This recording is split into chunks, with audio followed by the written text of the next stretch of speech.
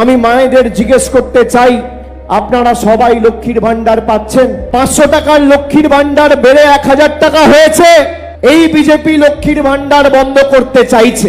কুচবিহারের BJP নেত্রী দীপা চক্রবর্তী, এই লক্ষ্মীর ভান্ডার আর বেশি দিন চলবে না, আর বেশি দিন চলবে না। এই লক্ষ্মীর ভান্ডার আর বেশি দিন চলবে না, আগামী 3 মাসের মধ্যে বন্ধ হবে।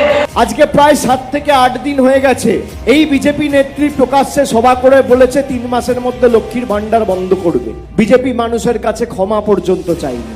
এই বাংলায় যতদিন মমতা বন্দ্যোপাধ্যায়ের সরকার আছে, আর আমি আপনাকে কথা দিয়ে যাচ্ছি, দেশের যত বড় মন্ত্রী, প্রধানমন্ত্রী, রাজ্যের রাজ্যপালও যদি চায়, আপনার লক্ষ্মীর ভান্ডার যতদিন আমাদের সরকার আছে কেউ বন্ধ করতে পারবে না।